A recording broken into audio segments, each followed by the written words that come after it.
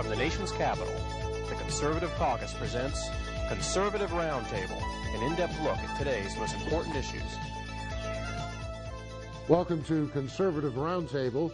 I'm Howard Phillips, chairman of the Conservative Caucus, which sponsors these broadcasts, now carried on more than 100 stations all over America, including the one to which you are tuned.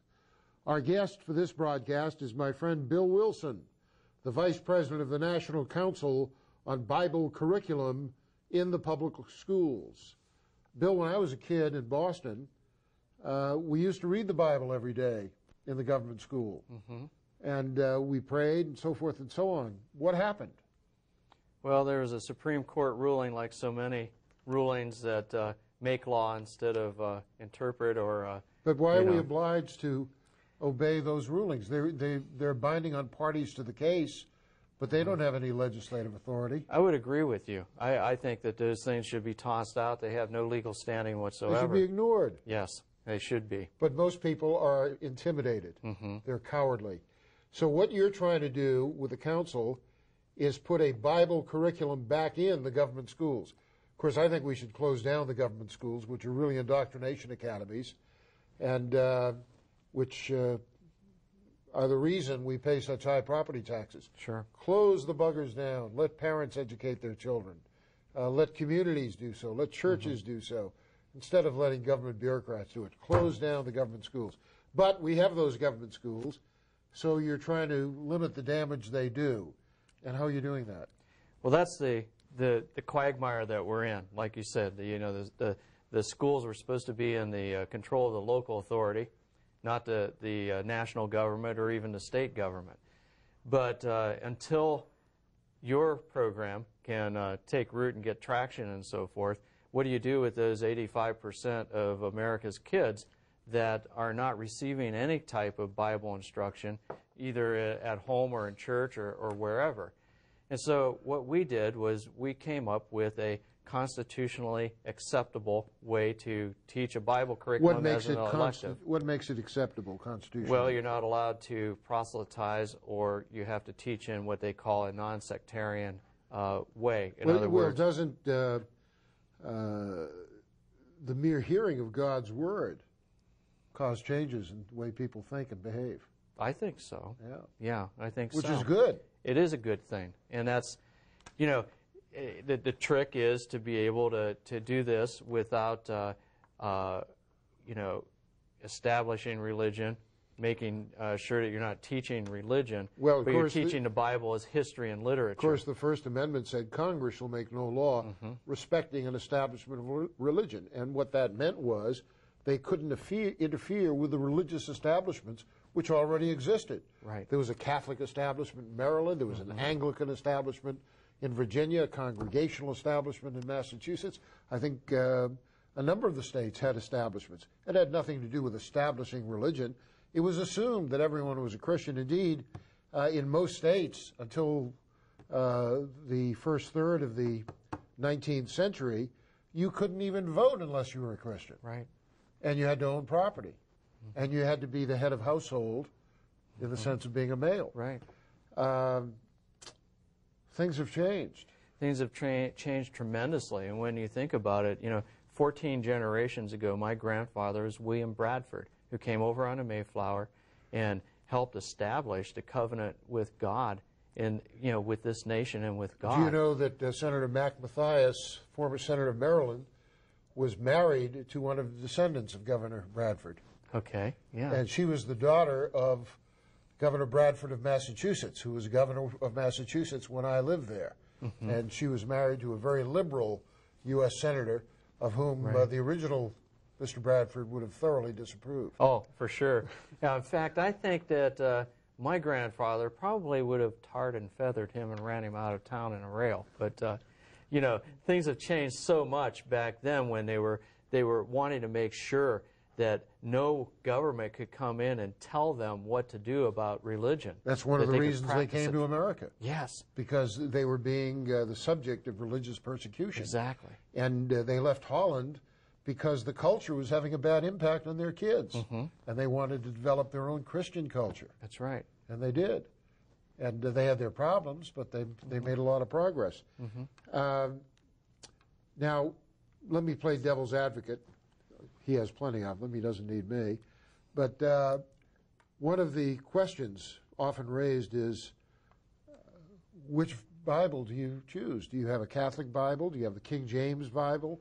Do you have the New International Version? Which Bible is the basis of the studies in the school? And doesn't that manifest some degree of prejudice or predisposition? Well, people like to say that it does. The opponents like to say that it does. But by and large, this is an elective course. Students can choose to take this course or choose not to take this course. So they don't have to take it? No, they don't. And so... And what about the teachers? Yeah. How do you know they're going to play it straight? Well, we have a curriculum guide that plays it about as straight as you can play it. And so they're taught to follow that curriculum guide, you know, and follow it all the way through to the T. And during the course of the year, the students will read through the recommended King James Version of the Bible from cover to cover. And they will find points of interest of history and literature throughout the Bible. They'll learn how to speak and write as well. Very well, yes. And unfortunately, our language has become slovenly in America, and it's very important. I do some homeschooling. I have 16 grandchildren. 4 of them live nearby. Now 8 of them live nearby. They've just come back from Africa. But the 4 who have lived nearby get 4 hours of instruction from me and my wife, and one of the things they must do each week is write paragraphs. And I ruthlessly edit those paragraphs, explaining that you avoid the double possessive friend of Bill's. Right. He's either a friend of Bill or Bill's friend. He's not a double possessive. And you don't say due to when you mean because of. Due to relates to a financial obligation. And you can be over the rainbow, but you can't be over $200 unless you're jumping over. That's right. I mean, it's so important that we respect the integrity of language. It's very important that children study Latin so they understand the words which we use or should use in the United States of America. And if we're going to have an official language in the United States, my first choice is English. My second choice is Latin. After that, you can get to Spanish and these other things. Sure. But if you know Latin, you know most languages. I was a 4-year Latin student in high school. Good for you. And so I don't remember all of it, but well, you know, I know enough. One learns how to structure sentences, how to speak. I went to a magnificent government school, the Boston Latin School, founded in 1635, and we had 6 years of Latin, grades 7 through 12. And I was not the best of students, but some of it permeated my thick skull. Okay. How hard is it for you to get your program into the government schools? Not very difficult. Once you identify someone who will take it from the grassroots into the school district. So you need a local sponsor. Yes, a local sponsor gathers up petitions, goes to the school board, you know, presents a case to the school board. We have a 94% acceptance rate at that point. How do you find that local sponsor? There are commercials that are run on various television networks. Chuck and Gina Norris of Walker, Texas Ranger fame, they talk about how the Bible could be coming back to your school and how you can get involved and to call the number at the bottom of the screen. And we get those calls. We have people call them back, get materials into their hands, and then they review those materials. They call back in and we walk them through a training session on how to do these things. And then they go gather the petitions and so forth. The media has disclosed that in some communities you're facing big battles with organizations like the American Anti-Christian Liberties Union, ACLU, Americans United for Separation of God and People, or whatever it's called. Right. And how do you combat them? Well, first off, it is constitutional, so to speak, to have the Bible. Well, we the people say, because they said it in the First Amendment. Good for you. And so there's no regulation on that, and you can teach it there. So the ACLU has never mounted a court challenge against what we are doing. Sure, they have their little minions that go out and rattle the saber, you know, and try to bully people into not doing it. People are afraid of lawsuits, which could cost them a lot of money. Right.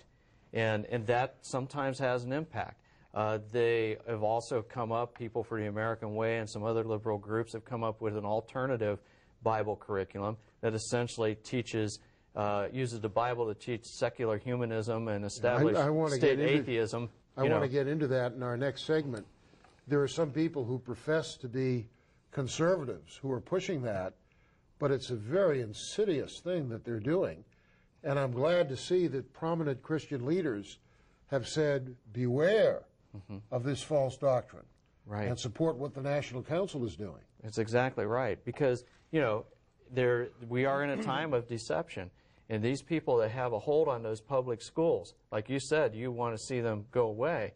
These people that have a hold on them are indoctrinating students not only about the Bible, but about socialism and social democracy. We are a constitutional republic. And Darwinism. And Darwinism. Yes. And anything that they Freudianism. Yes. And Marxism. And homosexuality and all of this stuff to try to destroy this country and take it away from its founding roots. That's their plan. Yes. Listen, we have to take a break. We have a lot more to talk about. Please stay with us, and Bill Wilson will tell us more about the great work being done by the National Council for Bible Curriculum in the public schools. We'll be right back.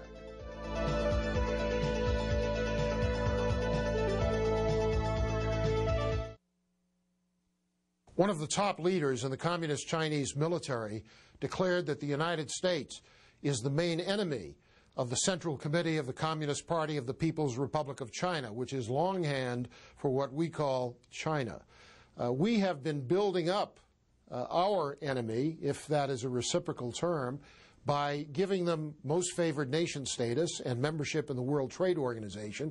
Last year alone, that gave them an $84 billion advantage in money which is fungible. And as a result of the extra money they have, they're not only taking jobs from the United States, they're increasing their military budget by 17% a year.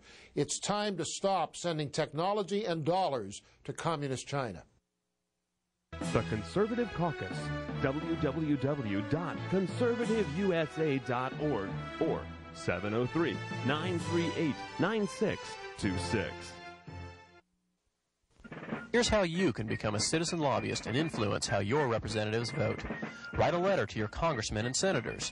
Speak out on a call-in talk radio program. Write a letter to the editor of your local newspaper and call the Conservative Caucus for more information at 703-938-9626. More than the entire population of Cincinnati. More than all the men and women in the Marine Corps. More than 4 times the number of unemployed auto workers. Since 1980, over 500,000 Americans who make clothing and home fashions have lost their jobs because we don't realize the impact of buying imported goods. So if you think looking for the Made in the USA label doesn't matter, Next! It matters.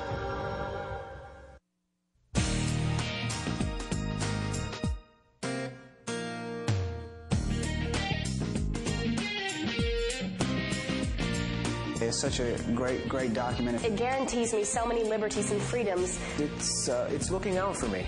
Not only have I learned a lot of speaking skills, Meeting these 50 other incredibly talented people, you learn a lot about yourself. You're able to grow in so many ways. Learning about public speaking. you also gain a tremendous amount of friendships.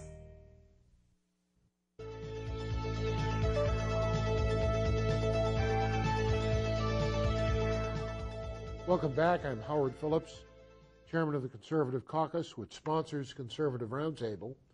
And our special guest is Bill Wilson, vice president of the National Council for Bible Curriculum in the public schools.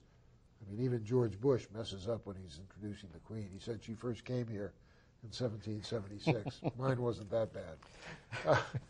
Bill, one of the groups that is hostile to the good work you're doing has its roots in something called the communitarian movement. What is that? The reports are that the communitarian movement are a transnational organization, meaning a one world order organization that blends the left and the right into a new type of politics. This is Amateutsione and all Yes. those guys. Yeah. Mm-hmm. And that means that you find common ground for the common good, and it's okay to believe in God just so long as God doesn't supplant the state. And so they're moving forward with an agenda in the public school system, and part of that agenda is to teach religion in the public schools.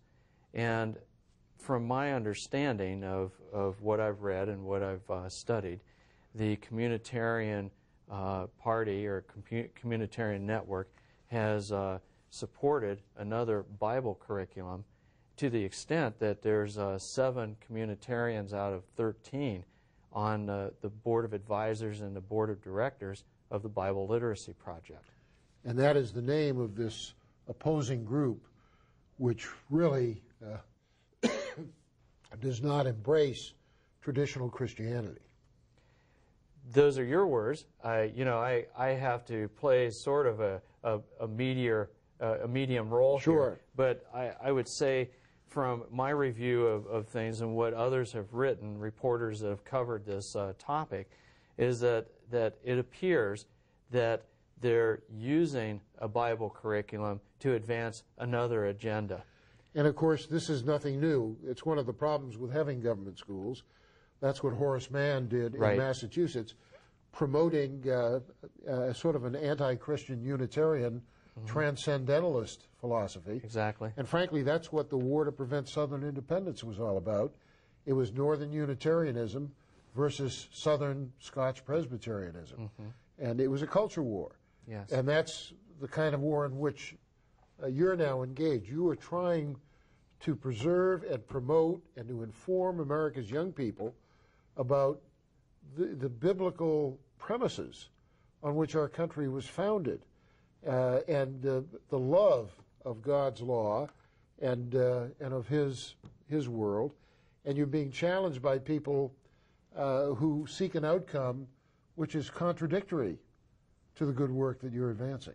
This is the thing that most people don't understand, that Mann and Dewey and these great men of Horace American Mann, John education Dewey were disciples of George Hegel and Karl Marx, and they were Leninists. Dewey spent time in the Soviet Union and came back and wanted to establish that kind of education system here in the United States, which is devoid of God, promoting state atheism, and moving with this Hegelian dialectic, which brainwashes children into believing something that they're not. And a lot of it came out of the Frankfurt School in Germany. Oh, yes. Which rebased itself at Columbia University in the United States, and which was rooted in the error of Darwin, Freud, and Marx, and has spent a lot of time promoting homosexuality in the government schools, sexual promiscuity in the government schools. It's a never-ending thing, and most parents are blind to what's really going on, which makes it all the more important that their children have exposure to that which God wanted them to know and obey and do. When you think about it, a parent with so many things on their plate today, 2 jobs to be able to maintain a tax structure that they have to pay every year and so forth, and all the activities that are going on, when they say, well, I would love to have my children be taught the Bible in the school system. And what we find when we go into the school systems is that there's a huge number of students that thirst for taking the Bible as an elective. So that's a very good thing. But what happens if the Bible's twisted, and if communism is justified and Leninism is justified by these people that wrote this textbook that are trying to teach a Bible? And they use a cleverly deceptive name, Bible literacy. It should be called anti-Bible illiteracy. Exactly. How many things, and you're a student of this, how many things that end in the word project are actually socialist or communistic extensions. We've seen it, throughout recent history, because they like to name things projects, the literacy project, the We the People, the civil studies project, or whatever it is there. And so we have to be careful about what we let into our public schools. We have to be careful what we let into our families. And of course, another problem we face is the power of the teachers' union, which is really a political organization, the National Education Association, which is totally in sync with the worst elements of the left-wing agenda. When you think about it, like John Dewey in the early part of the last century was saying that when he came back from the Soviet Union, he was saying that the only way that we can promote a social revolution here in this country is through the school systems. And so you have the Teachers Education Union, the Teachers Union, you have the homosexual groups like GLSEN and these other radical organizations. They're all banded together. And what kind of Bible curriculum would they support? They wouldn't support a curriculum that would teach the Bible as true history and literature of the United States of America and how things were formed up. They would support one that teaches their agenda, that's full of tolerance for other things. Tolerance of evil. Yes. This is one of the reasons why involvement in education is not among the delegated enumerated functions of the federal government. Mm-hmm. Whenever you have centralization, all they have to do is take control of that central power. Whereas if you have local self-determination, you can have problems here and problems there, but the problems are not universal. I was in the government for 5 years, the federal government, and I was outraged to see how our tax dollars were being used to promote this kind of garbage, to promote homosexuality, to promote abortion, to promote the concept that welfare is a right, to promote the idea that America's Southwest under Aztlan should be brought back to Mexico, to promote the idea of open borders, to promote the idea that non-citizens should vote in our elections. All of this was done beginning with Lyndon Johnson, more of it under Nixon, more of it under Ford, more of it under Carter, more of it under Ronald Reagan, more of it under Bush 1, Bill Clinton, and Bush 2. It's really a tragedy. One of the reasons Bill Clinton was elected president was that during the Carter administration, Hillary Rodham, before she used her husband's name, ran the Federal Legal Services Program, and that enabled her to set up a network of left-wing activists in 325 units around the country.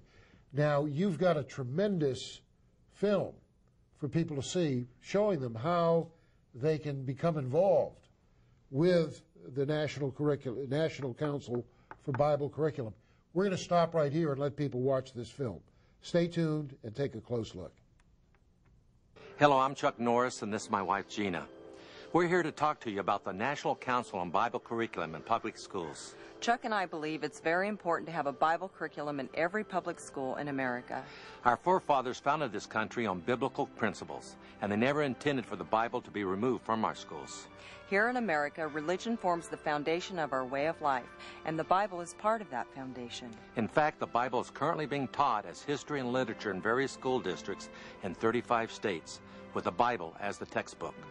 Over 160,000 students have taken this course nationwide. You may ask, is it legal? And the answer is yes. The Supreme Court has ruled that it is. I should also mention that 92% of the school boards approached with this have voted it in. We can change the course of our country, and God knows we need it. If you would like to find out how you can help, please call the toll-free number at the bottom of your screen. Thank you. The very first clause in the Constitution, Article 1, Section 1, immediately following the preamble, asserts that all legislative powers herein granted shall be vested in a Congress of the United States consisting of a Senate and a House of Representatives. All legislative powers, that means you cannot give other entities the power to legislate, not the United Nations or the World Bank or the International Monetary Fund or the federal judiciary or regulatory agencies or federally funded private organizations. If you're going to stick to the Constitution, only the Congress can make policy, and the Conservative Caucus works to assure that Congress will more nearly conform to the Constitution. The Conservative Caucus, www.conservativeusa.org, 703-938-9626. Welcome back.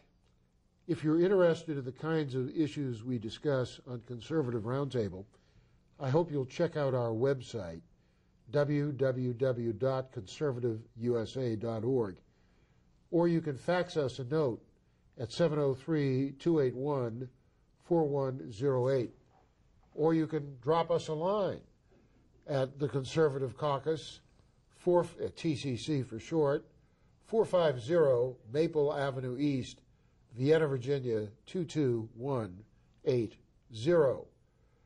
Now, the work that Bill Wilson is doing with the National Council on Bible Curriculum in the government schools is important work. And if you want to plug into what Bill is doing, learn more about it, maybe even get a copy of the teacher's guide and an outline of the curriculum, how can they get in touch with you, Bill? Well, first off, you can call 1-877-ON-BIBLE, 1-877-ON-BIBLE, or you can visit the website at www.bibleinschools.net. Well, if people don't have a computer, and many people watching this don't, how can they reach you? What's the best they can? What's your mailing address? The mailing address, you would ask that question when I don't have it. It's Greensboro, North Carolina. Greensboro, North Carolina. And you don't have to spell out the whole thing. Right. It's NCBCPS. Yes. And that should get to you. You should get to us in Greensboro, North Carolina. But I would suggest calling. Okay. It's a toll-free call, and that'll get you right into the system, and we can get back to you. Bill, I appreciate the work you're doing. We have maybe half a minute left. What are your final words of advice to our viewers?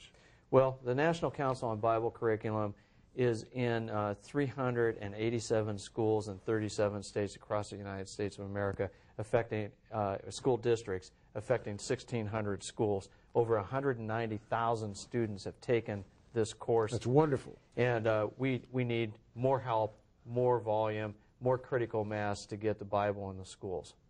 Keep up the good work. And just in the interest of full disclosure, I was at one point on the board of the council, and I thoroughly applaud their work. Thanks for watching. See you next time. Bye-bye.